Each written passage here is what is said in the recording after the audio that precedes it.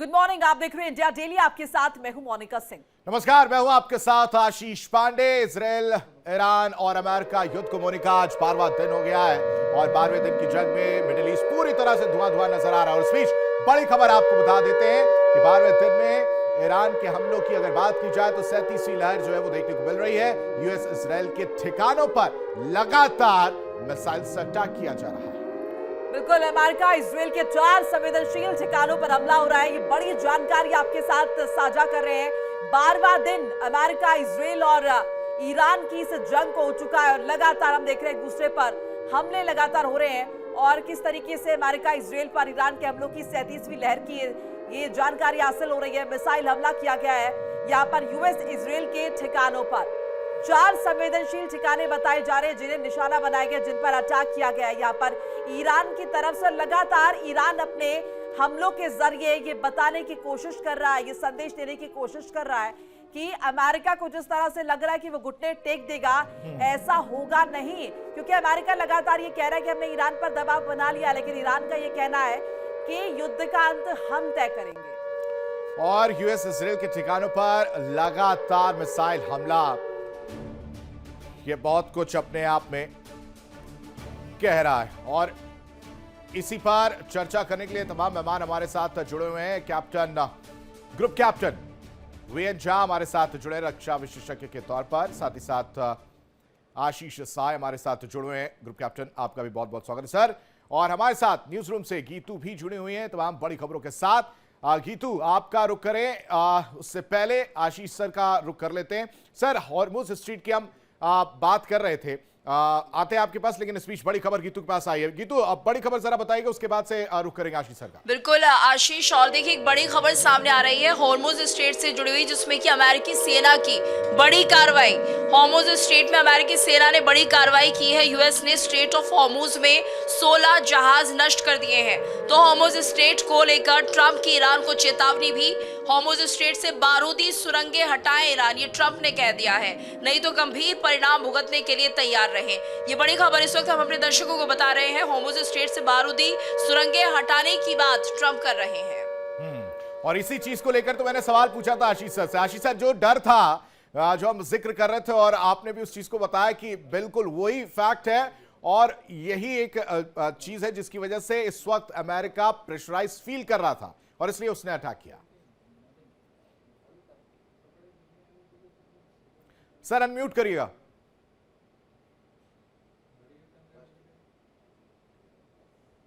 Sorry आशीष, military language में इसको denial programme बोलते हैं। जब भी किसी देश को युद्ध में ऐसा लगता है कि हम अब रिट्रीट करेंगे या हार जाएंगे या ये एरिया हमारे हाथ से निकल जाएगा, तो वहां पे जो भी फैसिलिटीज होती हैं उसको डिनाई किया जाता है एनिमी फोर्सेस के लिए। पेट्रोल, पानी खराब कर दिया जाता है, इंफ्रास्ट्रक्चर को खराब कर दिया जाता है। रिट्रीट के पहले माइनिंग कर दी जाती है, क्योंकि अब यहां हमको यूज नहीं करना, दुश्मन को यूज नहीं करने देंगे।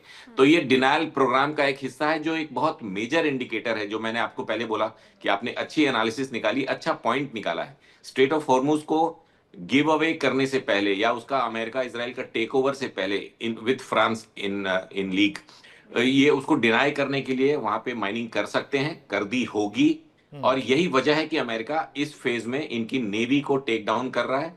और उसके पहले जो बचे खुचे इनके बॉर्डर सिक्योरिटी, जैसे हमारे यहाँ border security force for land और कोस्ट गार्ड होता है, वैसे इनके यहाँ भी कोस्टल एरियाज के लिए पुलिसिंग की व्यवस्था है। उनको ये थ्रेटन कर रहे हैं कि अपनी माइनिंग का सारा सिस्टम वहां से हटा लिया जाए, ताकि आने वाले दिनों में स्ट्रेट ऑफ हॉर्मुज से पीसफुल आवाजाही हो सके विदाउट मिलिट्री इंटरवेंशन। हालांकि उन्होंने आदेश दे रखा है कि यूएस नेवी और अब तो फ्रेंच नेवी भी 1 से 2 दिनों में तैयार होगी यहां से कैरियर्स को बाहर निकालने के लिए, ताकि एनर्जी सप्लाई वापस रेडी हो सके। आशीष, झा साहब, यहाँ पर रशिया का भी रोल जो है देखने को मिल रहा है। ईरान से जिस तरीके से रशिया ने बातचीत की है, सो क्या समझे, क्या इससे ये किसी तरह का दबाव है? क्योंकि यहाँ पर तो जाहिर है, सबको पता है कि रशिया कहीं ना कहीं ईरान को सपोर्ट करता है और शायद यही वजह है कि ईरान कॉन्फिडेंट भी है। और अमेरिका कितना भी दबाव क्यों ना बना ले, लेकिन अगर आपको बैक सपोर्ट मिल रहा है तो कहीं ना कहीं उसका असर तो नजर आएगा ही, वो आक्रामकता के तौर पर दिख रहा है। जी हाँ, इसमें कोई दो राय नहीं उनका कि रशिया और चाइना अलग अलग तरह से ईरान का सपोर्ट कर रहे हैं, खास करके लॉजिस्टिक्स में। वहाँ पे उनका सपोर्ट है, मॉरल सपोर्ट तो आप कह लीजिए, वॉर में मॉरल सपोर्ट का भी रोल होता है कि हम आपके साथ में खड़े हैं। लेकिन उसका असर कितना होगा वॉर फ्रंट में, ये अभी मैं फिलहाल नहीं कह सकता हूँ। अब जहाँ तक स्ट्रेट ऑफ हॉर्मुज का सवाल है, स्ट्रेट ऑफ हॉर्मुज पे अमेरिका अगर कंट्रोल करना चाहता है तो हो सकता है कि अपनी सारी शक्ति झोंक के वहां पे कुछ दिनों के लिए कंट्रोल कर ले वो, लेकिन वहां पे जो वर्चस्व है वो ईरान का रहेगा, इसमें कोई दो राय नहीं है। कोई इसको डिनाई नहीं कर सकता है, क्योंकि स्ट्रेट ऑफ हॉर्मुज अगर आप एज टू एज ले लीजिए, शोर टू शोर ले लीजिए, तो लगभग 35-37 किलोमीटर का है।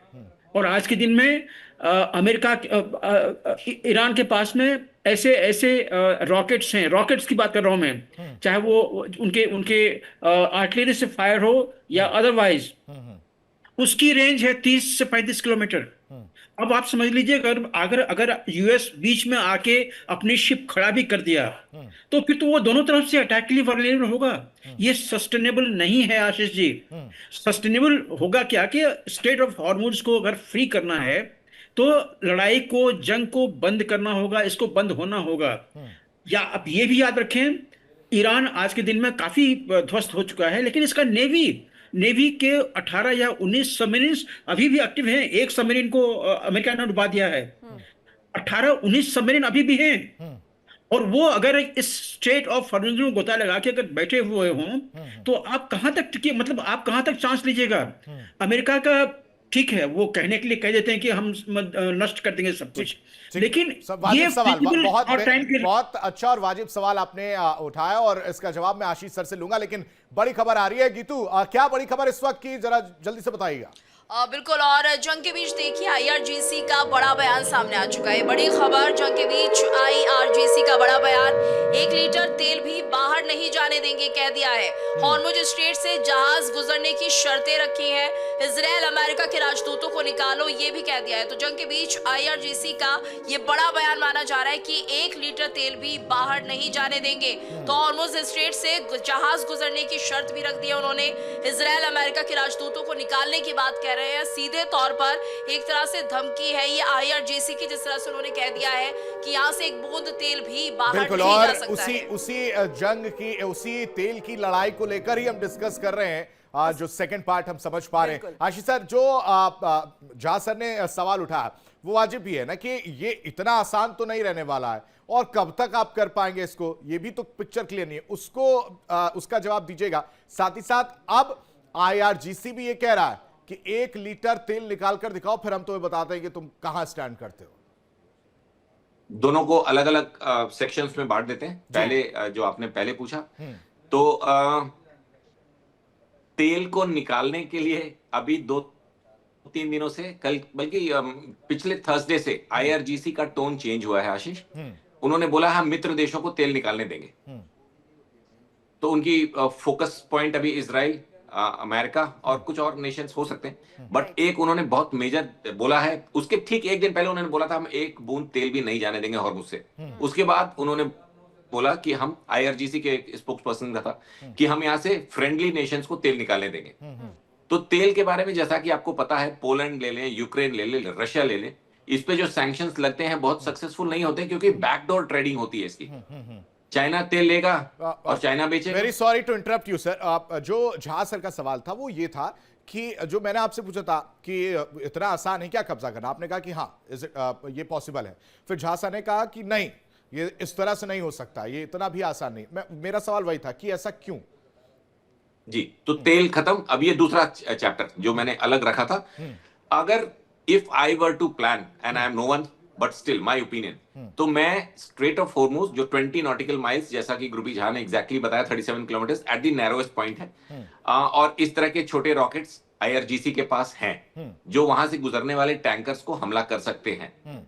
मैं इन दी लॉन्ग टर्म तो नहीं बोल सकता, बट शॉर्ट टर्म में यहाँ ये 20-30 किलोमीटर का एक बफर बनाना, जहां हम एक अम्ब्रेला शील्ड दें सारे इन टैंकर्स को, बाय डिनाइंग द अटैक, ये एग्जैक्टली गाजा स्ट्रिप टाइप की एक जगह बना के ईरान के साइड में वहां उनके कोई भी लॉन्चर्स को खत्म करना, उनके रॉकेट्स को खत्म करना, उनकी एडमिनिस्ट्रेशन को खत्म करना इतना मेजर नहीं है, क्योंकि ये डिफाइंड स्पेस है जहां उनको ये देखना है कि किसी भी पासिंग शिप के ऊपर ये लोग होती टाइप हमला ना कर पाए, जिसमें ये माहिर हैं। एक्चुअली मुझसे पूछें तो पिछले 4-5 दिनों से ईरान के सारे हमले हिजबुल्लाह और हमास और होती टाइप हो गए। वो एक नेशनल आर्मी की तरह, नेशनल एयरफोर्स की तरह तो लड़ ही नहीं पा रहे उनके सारे अटैक्स।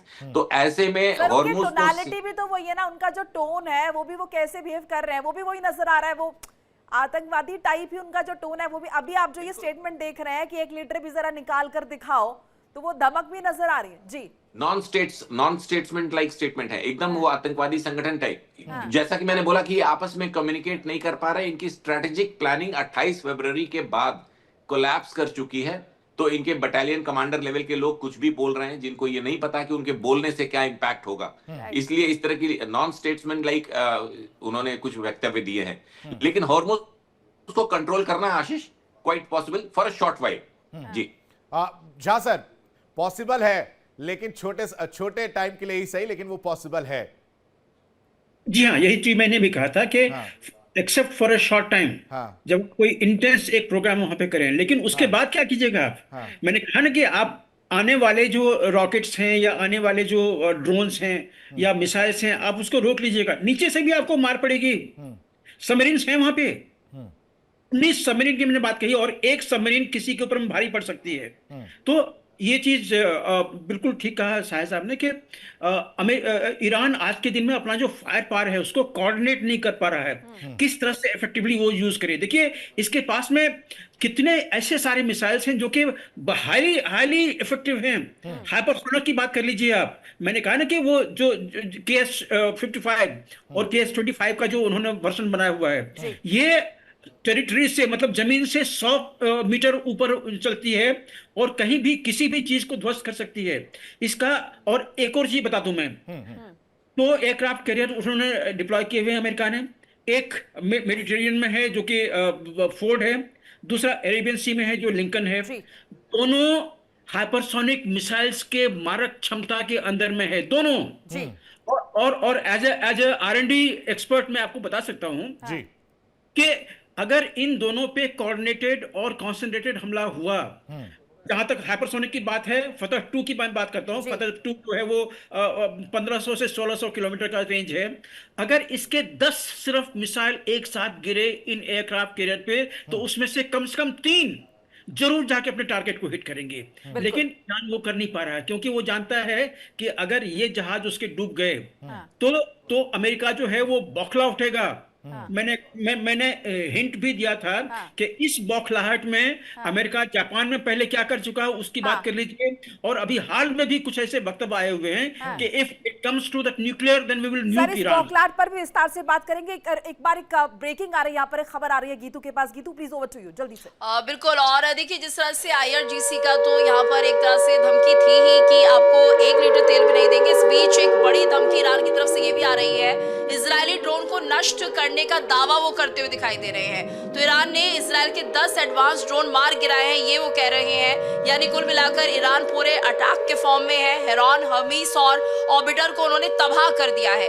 ईरान ने दावा किया है कि 10 ड्रोन इजराइल के मार गिराए हैं। तो लगातार ईरान को हम देख रहे हैं किस तरह से वो डिफेंस कर रहा है, और ऐसे में इजरायली ड्रोन को नष्ट करने का दावा यहाँ पर किया जा रहा है। ईरान की तरफ से 10 एडवांस्ड ड्रोन मार गिराए हैं इजराइल के, ये बड़ी खबर आ रही है। ईरान ने इजराइल के 10 एडवांस्ड ड्रोन्स को मार गिराया है। हेरॉन, हमीस और ऑर्बिटर को इन्होंने तबाह कर दिया है, और ये शायद अपनी शक्ति दिखाने का एक तरीका ईरान की तरफ से। बिल्कुल, आप बात इस पर कर रहे थे, और कहीं ना कहीं देखिए, जैसे कहा जाता है हमेशा से कि किसी का डर नहीं खत्म करना चाहिए। तो क्या वही बैलेंस मेंटेन किया जा रहा है कि युद्ध भी हो रहा है लेकिन रणनीति भी ऐसी है कि एक दबाव भी बना रहे, वो डर ना खत्म हो?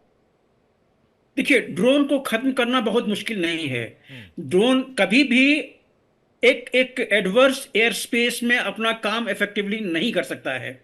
और यही कारण है कि जब ईरान दर्जनों ड्रोन एक साथ भेजता है, तो जैसे ये दूसरे के एयर स्पेस में जाते हैं तो इसको मार के गिराना बहुत मुश्किल काम नहीं है। हालांकि अगर 10 आपने भेजे तो हो सकता है कि उसमें से एक निकल जाए, और वही एक निकल के अगर वो एग्जैक्ट टारगेट पे जाके गिर जाए तो क्या तबाही होगी ये आप और हम सोच भी नहीं सकते हैं। खास करके इसराइल इसराइल एक छोटा सा देश है, इसके जो 7 या 8 न्यूक्लियर आर्सनल स्टेशन हैं उसके एग्जैक्ट कोऑर्डिनेट्स आज के दिन में अवेलेबल हैं, exact coordinates in the decimals of the seconds.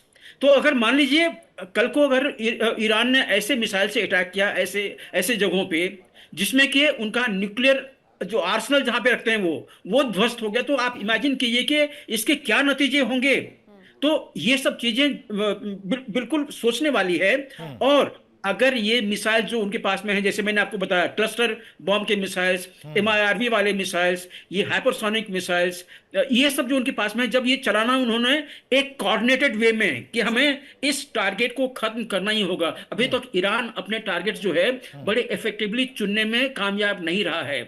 और यहीं पे ईरान की जो तकनीक है वॉर की, उस पे सवाल उठते हैं कि क्या वो ठीक भेज रहा है। कल ही रिपोर्ट आई थी कि ईरान ने 1000 किलोग्राम के ये अपने बनाए हुए हैं, मिसाइल्स बनाए हुए हैं। देखिए 1000 किलोग्राम आप कहीं गिरा दीजिए, पहले एक बिल्डिंग ध्वस्त होती थी, सर अब रिपोर्ट्स ये भी आई ना कि यहाँ पर जो है कहीं ना कहीं रशिया बड़ी मदद कर रहा है, चाइना ने शिप भिजवाई है, मदद कर रहा है। मदद इस तरीके से वो इंटेलिजेंस के जरिए, और इसीलिए वो सटीक हमले कई दफा कर भी पा रहे। इस पर आपका रिएक्शन लेंगे, एक अपडेट दर्शकों को बताते चले। मिडिल ईस्ट युद्ध का उड़ानों पर भी बड़ा असर पड़ा है। मिडिल ईस्ट युद्ध चूंकि चल रहा है, ऐसे में जो हवाई उड़ानें उन पर भी बड़ा इंपैक्ट देखने को मिल रहा है। एयर इंडिया ने उड़ानों का किराया बढ़ा दिया है। तो सार्क देशों की फ्लाइट की अगर बात की जाए तो 399 रुपए की बढ़ोतरी देखने को मिल रही है। मिडिल ईस्ट रूट पर $10 की बढ़ोतरी है, साउथ ईस्ट रूट पर भी $60 की बढ़ोतरी जो है वो देखने को मिल रही है।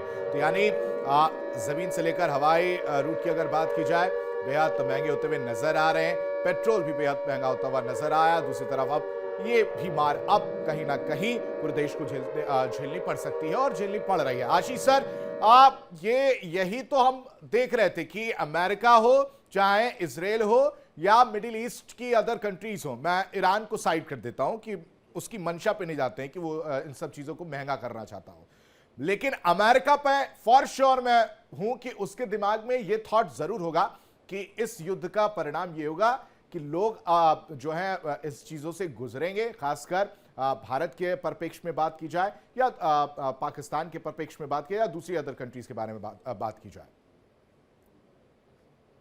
आशीष, इंडिया पर्सपेक्टिव हमारे पास इनफ ऑफ रिजर्व्स हैं। मैंने पहले भी बताया कि अभी दूसरे देश हमसे तेल मांग रहे हैं, इनफ ऑफ रिजर्व्स हैं। लिक्विड गैस पे बाद में आएंगे, हम सिर्फ अभी क्रूड और रिफाइंड की बात कर रहे हैं। और दूसरा, पेट्रोलियम मिनिस्टर ने बोला है कि काफी है, लेकिन अनफॉर्चुनेटली प्राइवेट प्लेयर्स जो होते हैं वो बेनिफिट देख के चलते हैं। तो अभी जबकि ATF के दाम, एविएशन टर्बाइन फ्यूल जो जहाजों में यूज होता है, उसके दाम तो बढ़े नहीं। दूसरा, सरकार, भारत सरकार और स्टेट गवर्नमेंट्स 19 रुपए, 17 रुपए, 30 रुपए के टैक्सेस लेती हैं, तो बफर का बहुत स्कोप है। वो शॉक एब्जॉर्बर्स का काम कर सकते हैं। तेल के दाम अगर $84-88 से ऊपर जाते हैं, 100 तक पहुंचते हैं, तो ये सरकार कुशन कर सकती है, कंज्यूमर तक इसको नहीं जाने देते। बीच के अपने जो टैक्सेशन है, union taxation and state tax, जो 19 रुपए 20 रुपए पर लीटर है, उसको आराम से शॉक अब्जॉर्बर का काम कर सकते हैं, जिससे इकोनॉमी आराम से चलती रहती है। Coming back to America, America में जैसा कि मैंने बताया कि वहां का जो तेल है, उनके पास भी रिजर्वायर्स हैं, बहुत हैं,